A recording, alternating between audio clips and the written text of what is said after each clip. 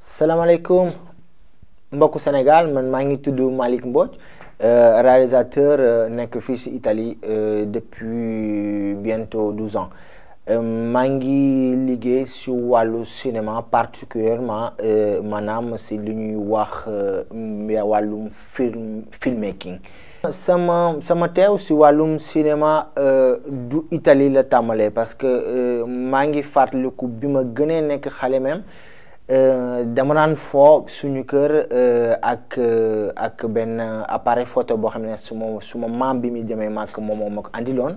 Donc defe naa foo boobu ma daan foo ak boobu objet bokk na si li nga xamee ne que ne moo ma formé ba tey jii ma ñëw yegg si mbirum réalisateur. bi nga xamee ne que ne yegg si na en Europe, donc j'étais en crise dans le sens que ne dama commencé dem di uti liggéey, mais liggéey yi nga xamee ne que ne lañ ma doon proposé yëpp c'était des liggéey yoo xamee ne que ne liggéey doole la.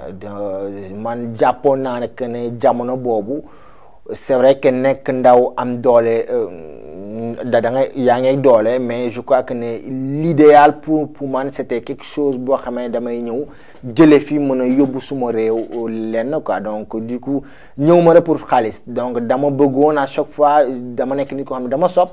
Donc ba tax na bi nga xamee ne que ne toog naa ba un certain moment, je me suis dit man lu tax man ma war a def liggéey yooyu rek nga xam ne juste pour doole, juste yoo xam ne nekk satisfaction économique moom la lay andil. Donc du coup je me suis dit lu tax du ma dem jàngi, mais su may jàng leen laa war a jàng, parce que man maa ngi def maa ngi def benn formation boo xam ne c'est en programmation de gestion.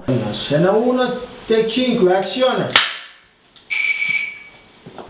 Fallait que ma trouver benn solution boo xam ne daf may permettre ndànk ma insérer wu si biir société bi. C'est la décidé finalement dem si benn université cinéma bu ñëw Accademia dello Spettacolo di Milano.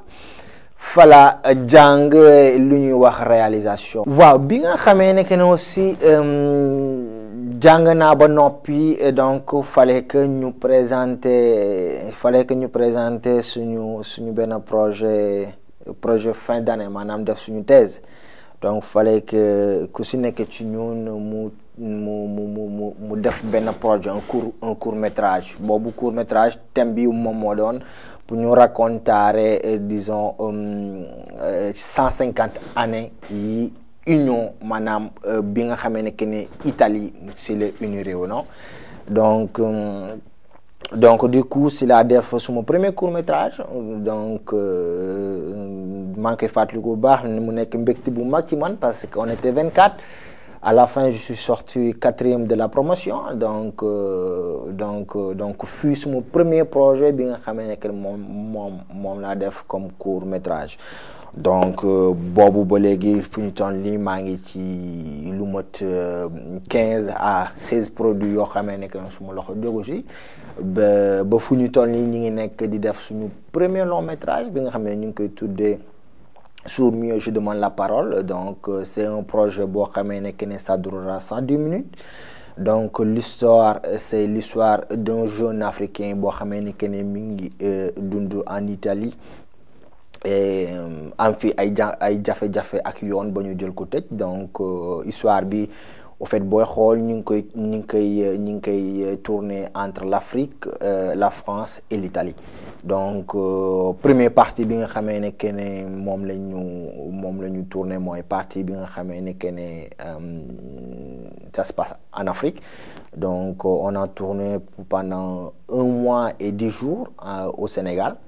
Sur mon projet futur pour le moment, je crois que ne suma yitte bi nga li ma gën a yitteel moom mooy le Sénégal, le cinéma africain. Donc le cinéma africain, man su ma koy wax je parle du cinéma africain, mais particulièrement du cinéma sénégalais.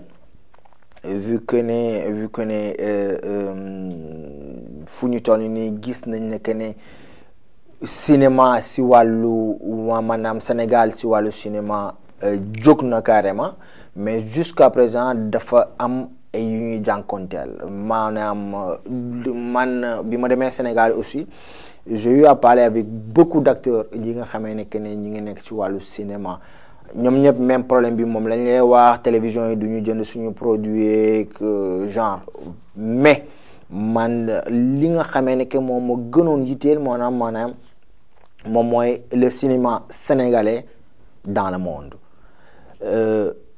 Loolu rek boo ko waxee c'est un peu complexe dans le sens que ne il va falloir ñu xool mbindin bi maanaam ki nga xamee ne que ne moom mooy bind scénario bi li muy bind est-ce que teg na ko ci charte yi nga xamee ne que ne noonu la ñuy bindee ki nga xamee ne que ne moom mooy acteur bi est-ce que réellement def na formation bi nga xamee ne que ne moo koy mën a permettre buñ ko joxee benn scénario mu xool ko ci saa si xam acteur bi ban symptôme la am, xam exactement naka la mënee jox dund scène boobu ñu ko jox. Donc loolu yëpp dafa bokk ci benn formation boo xamee ne que ne jeunes yi buñ ko amul le cinéma sénégalais sera sempre ñoom li nga xamee ne que ne ñu ngi koy woowee des théâtres filmés. Je crois que ne le cinéma en général africain souffre de ce problème de ce problème-là, dans le sens que on doit essayer, je crois qu'on doit essayer de faire du cinéma un cinéma boo xamee dafay nekk à l'avant-garde, li tubaab di wax à l'avant-garde, nekk cinéma boo xamee que ne du rek cinéma boo xamee ne que ne Sénégal nga ko mën a seetaane ak say ñaari xarit, nekk finalement cinéma boo xamee ne que ne c'est pour le monde entier, parce que je crois que ne sur ce plan les Africains ont beaucoup de choses à raconter et je crois que ni matière gris bi mi ngi foofu et il va falloir bosser.